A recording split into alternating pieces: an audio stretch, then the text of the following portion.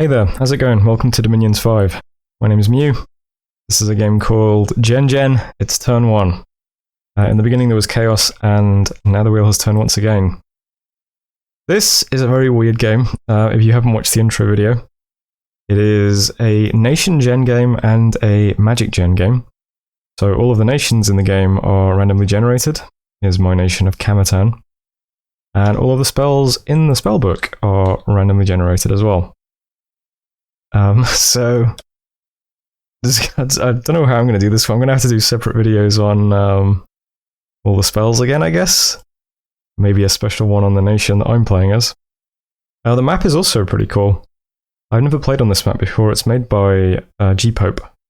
I think it's called East Unsea, because this lake is Japan, but it's like inverted so that the land is the water and the water is the land. And so I guess this is somewhere, whatever Japan's next to, Korea or something. And then the land is the sea around Japan, except land. So there you go. But I've never played on this map before, so hopefully it's nice and interesting to play on. Looks cool. We've started by a nice little choke point here, which is good. It looks like there's lots of like harbour connections as well, I've noticed, so we can get straight from here to here. And same up here, which is pretty cool. I'll put a link to the map in the description. It's on the Steam Workshop if you want to try it out. Okay, so we're playing Kamatan. It's turn 1. Turn 1 is always very simple. I'll get to my units and stuff in a second though. Let's start. My god, his name is 6 Fragrant Tomatoes, very juicy. I don't ask. But the profit is going to be... what was I going to do? It's something like weird guy squeezing my produce. That's a good profit of 6 Fragrant Tomatoes. So he's going to be my profit. Okay. Now let's look at the rubbish we can recruit. When the NationGen thing was generated, the guy who's hosting the game generated 20 nations and players got to pick from them. I picked my nation immediately when all we had was the sprites to go off. Because I just thought, yeah, whatever, I'll just pick whatever, it doesn't matter. But then the mod went up, and so everyone else sort of painstakingly chose their nation based on the actual mods. I didn't do any of that, I just picked based on the sprites, and now that I've got to look at all the nations, I'm pretty sure this is the worst nation in the batch that was generated, because our units are all pretty awful. But we do have very good mages. That is one thing I am quite pleased with, is our mages are really good. So to start with, I'm going to be recruiting a mage this time, which is this guy. We have 3 mages. There's a little one, a big one, and a really big one. And we have 2 priests as well. So we've got an H1 priest and an H2 priest. And then we've got a really, really cheap researcher. This guy's 45 gold for an S1 mage, who is undead and a slave, which is also kind of interesting, I suppose. But a lot of our units have really bad morale or really bad magic resistance, like one of the two. And there's a lot of spells in this spellbook that target undead that are really powerful. So I'm a bit worried about the magic resist especially. But this is our cheapest mage, 45 gold. Then we've got one of these guys. This is a Major Stargazer of the Choir. I'm recruiting one of these guys this turn, 135 gold for 13 research. They always have F1, E1, S2. They are also undead slaves. They also generate resources, which is quite cool. So we'll generate resources in all of our provinces from these mages. And then the big mage I'll start recruiting later, but they are slow to recruit. Very big, lots of paths. So they always have 5 bits of magic already, and then if you're really lucky, they'll have 7. So yeah, these guys are pretty cool. Units-wise, a lot of our units are just kind of trash. They're all like little humans, basically. Yeah, they all have really bad morale and magic resistance, which is really prohibitive. We've got some ghoul guys that have basic claw weapons, but they're a bit more interesting because they have 17 protection at least. Causing unrest. We've got another ghoul guy here with a big halberd. Might be kind of useful. Again, though, 10 magic resistance is a bit scary. Yeah, a lot of these guys are like that. To start with, I'm just going to be recruiting our temple destroyers, though. These are sacreds. That's something at least. They are patrollers, which is interesting. They have a magic weapon, which is also pretty cool, and they have a lance charge as well. So they're not too bad. 2 attacks per round plus the lance charge. 1 weapon is already magical. They're very fast. They've got very good morale and okay magic resistance compared to a lot of our stuff. Protection's pretty mediocre. Stats are okay. I've given these guys just a Frost Weapons Bless. We also have a lot of magic resistance on our bless, but that was mostly for shrouds to go on the mages. So we'll get shrouds on these guys to give them 3 more magic resistance, which I think is going to be necessary. These ones aren't too bad, the big ones, but these guys have the low morale. These guys are the undead ones. They have decent morale and okay magic resistance, and these guys have terrible magic resistance. So that's what the nation looks like in brief, but I'll probably do a bit more of a more detailed look at them in the intro video. So go watch that if you haven't. So recruiting a middle mage, getting 5 sacreds. That's all I can really recruit at the moment. There are mercenaries available, but they are the snake charmer. That's 50 militia. Not really worth delaying sacred recruitment, I don't think. So we're not going to bid on those guys. So mage, 5 sacreds, leaves us with 40 treasury, that's okay. Declaring a profit, we've got the scout. Where does the scout want to go? I think it might be nice to scout in this direction. If we could get this farmland, and then this harbour, and then this harbour is also a farmland. That might be a nice place to go and check out. We'll see what that looks like. We're probably going to have a neighbour up here, maybe, if I had to guess, but well, that's in a throne province. Maybe here? That's not out of the question. Our starting spot isn't too bad. We've got highlands, a farm, a forest, and 2 plains. It's pretty good.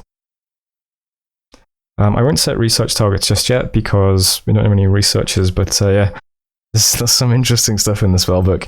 Our nation is mostly an astral nation, the way they all have S2 on the big guys. And then we could also get S3, if we're really lucky we'll get S4. But we can easily make both skullcaps and coins on these guys, so yeah, Astral 5 in general on these mages is pretty doable with a lot of items. And there's also some cool Astral globals in this spellbook. And this is a version of MagicGen that has randomly generated global spells, so you can look forward to that. Anyway, I'm going to partial very briefly. I'm last to take my turn. It's 14 hours left. I'm just going to check the video and then I will immediately submit and do turn 2. So if you're a player who is in this game, don't flame me. I did not partial turn 1. I'll see you in a moment. Hello, welcome back. Turn 2, nothing but proclamations. Let's see. We got Kamatan, there's me. We have Zoko. How are you, the scout? Is the prophet of you, enemy of darkness, the ever-burning one. Scout prophet. Gondwald. No bear commanders either, is the prophet of why are there no bear pretenders? The Most High, master of the great earth, the unshakable, the foundation. We have Satrani, but maybe it'll be different now. The warden is the prophet of a deep and abiding sense of regret. God of the sacred eye, the undeceivable god, the evening star, he who shoots forth. Zatopek, proof of Dominion's cryptocurrency, the swordmaster, is the prophet of colossal head NFT. Rider of the clouds, the great son of life. We have Isaiah. Turns out it was a car. The captain is the prophet of screeching, cicadas, or a car. The grey one, gatherer of the dead, lord of suicides. Nice. Chebnesau, the sloppiest of them all, is the prophet of Sloppy Joe Epiphany. The king at the crossroads, the great potter. We have Kurgnia. Embarrassing shuffling accidents, the sergeant, is the prophet of MTG Arena Tabletop Edition. The vessel of might, the remote and inaccessible queen, the one far above, she who makes clear the way. Great epithets. Aboibia, a dowled half-lap joint, is the prophet of a humble minimalist woodworker. King of poetry and song, the Leaf Lord, king of horses, also nice. Lilithor's low fate ice cube soup, the axe master, is the prophet of 101 surprising soup recipes. God of the forest, god of the craft. Nace, we have tiny baby man, the prophet of piggybacking. Leech, seducer of life. Theoloig, rolling for comfort character Zhao. What? Rolling for comfort character Zhao. The prophet of self-hooding Jensen Sucro. I don't know what this is. The Morning Star, Lord of Order, the Awesome. What titles did my god get? Pretenders, 6 fragrant tomatoes, very juicy. Keeper of the Celestial Records, he who is at the center, Lord of Near and Close. Not very interesting epithets, unfortunately. Okay, so here's what the map looks like now. Not great provinces. Pretty unusual to get this much heavy cav in your cap circle. We have a big heavy cav province here. No, this is knights, actually. Knights, militias, longermen, are commanded by a knight commander. That's pretty tough. We also have cavalry in Ragdan, and we have heavy cavalry in Nethermark. So that's a lot of cavalry there. Edirol's not too bad. Militias, archers, and light infantries, that one's okay. Scroll point is barbs, but it looks like a small number of barbs, so it might be okay as well. So those two are definitely the easiest.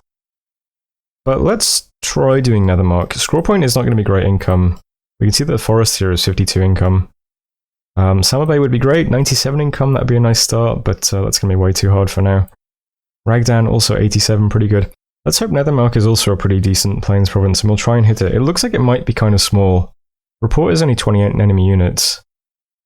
Heavy Cav's tough, but we'll try and do it. So that's where I'm going to send the army. We've got our starting army here. It's made up of halberdier guys.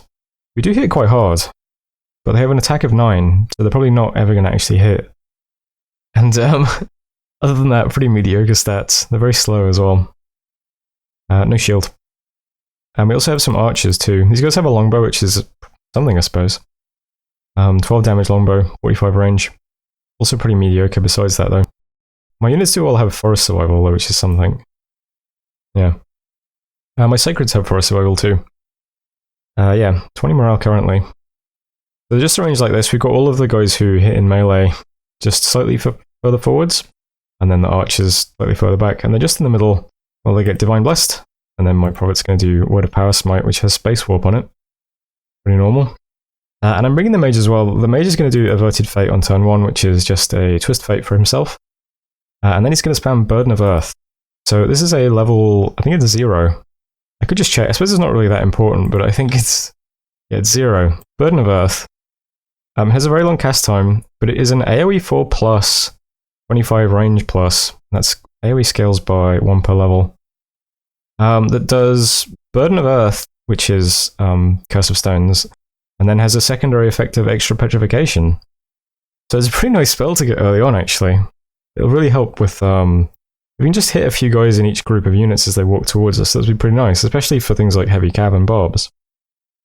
The range isn't great though, it's going to be like 30 range on our guy, I think it will end up. Or no, it'll just be, I think maybe it will just be 25. Oh yeah, so it's a 25 range Petrify. So he'll throw that in the fight as well. That should help a little bit. And we'll just see how we get on. Hopefully it's not too many heavy cav, and hopefully we just chop him up with no problems. And this will be a nice province. Underwater Throne right here too. This might lead somewhere as well. I mean, these are both, this is a swamp and this is forest, but there's another harbour here. It'd be nice to lock down the harbours to, because they're quite obvious choke points. It'd be nice to expand to both of them. I just don't think I'm going to go through this province for a while. I might go through the barbs and go this way soon though. So the scouts can move up. I'll move up here and see if there's anyone expanding in this direction. And we'll need to close off this area quickly as well.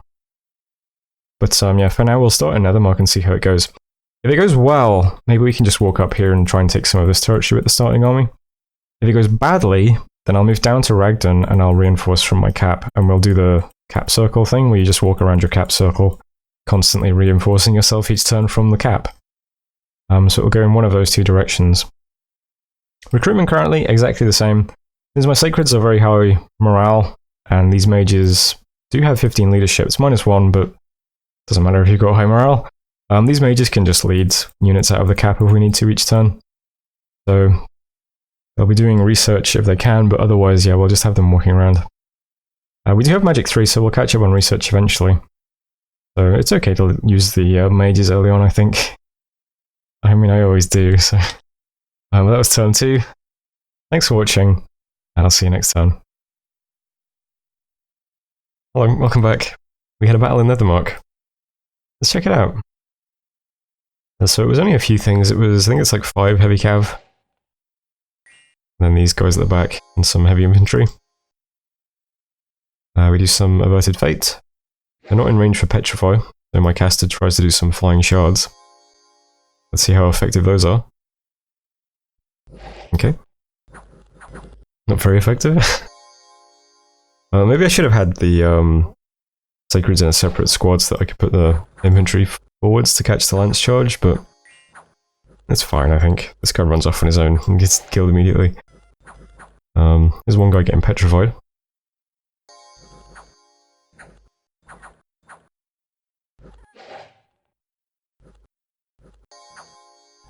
Speed this up a bit now.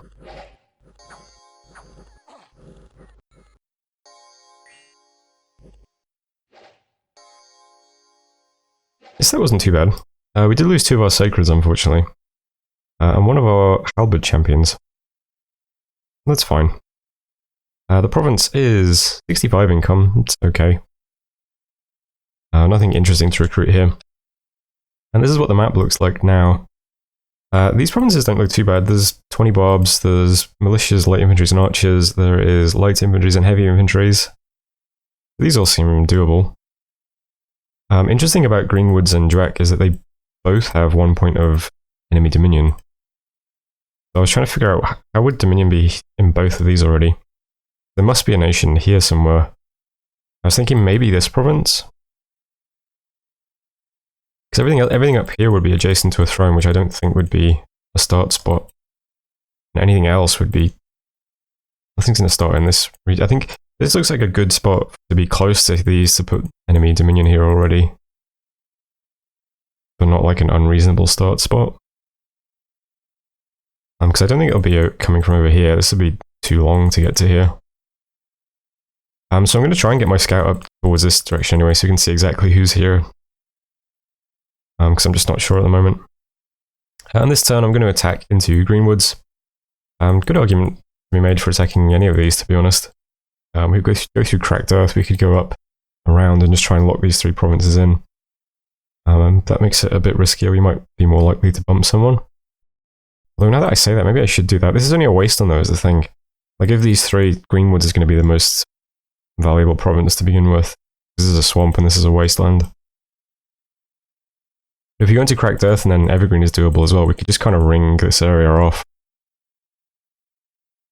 Then again, if there's already Dominion here, I mean, this might be someone's cap circle for all we know. I don't know, I'm going to go through Greenwoods anyway. This gives us the most options next turn, because we'll be able to attack any of these 3 provinces, depending on what looks good or not. So I think that's fine. Only light infantries and heavy infantries, script is still the same, they're still just in the same squad. I think that'll be okay. Yeah, so we'll see how it goes. In my cap, I'm recruiting a level 2 priest this turn. These guys can bless my sacreds. They can also lead them, because they have 40 leadership, which is quite nice. So there we go. They've also got 30 magic leadership, I assume that's from my bless though. I guess like all sacreds just have that. Yeah, I've got 30 magic leadership on my bless. So we'll get a priest to lead the next round of sacreds. They're not out just yet though. We've got 5 in the garrison. We'll get 6 this turn and then 7 next turn. And that'll be a squad. In general, we'll try and get out a new army every 3 turns. That's going to be the goal. They'll probably go down this way. I'm going to really try and like get to these 2 provinces. To just ring all this stuff in. So we will go down through here, I think. If it looks doable. That'll be the plan. Now we are doing a little bit of research this turn, so priorities are just Alt 1, Const 1, Thou 1. Alt 1's the first target because it gives us a really nice upgraded version of Inverted Fate. Which is Improved Averted Fate. This lingers, which means it's a cloud, which means it'll hit all of the commanders standing on the same square. And Twist Fate that lingers is actually pretty useful as well. If you get clipped by an arrow, you'll just get the Twist Fate again the next turn from it. So that's a really nice one just for sticking on weak commanders, like priests and mages that are going to be leading troops. We'll pick that up. There's some other nice stuff in here as well. There's a big Burden of Earth that's like really long range, big AoE. That's probably some of the stuff in here. You've got Earthen Strength, which gives strength to our units. Desiccated Warriors might be useful as well, because it's just F1 and it gives you bark skin. That might be useful in some guys too. It's a good little target. Const 1 just gives us temper armor, which is also kind of going to be useful, I think. Our units don't have much protection, so why not? They do have armor. And Thaumaturgy is for astral stuff. We get a basic Mind Burn at level 1. And there's some other stuff in there as well. Weird stuff like Tongue Pull. Curse might be useful, that'd be kind of cool. Communion stuff's in there. Yeah. No new mercenaries yet. And that is the turn, I think. My nation has very expensive forts, so we need to save up 800 gold to put a fort down. So I'm going to switch to... I might try and get out like 1 big mage just to do site searching. And then I'll probably just recruit the apprentices going forwards until we've got forts up, because they're only 45 gold. Not sure. We'll see.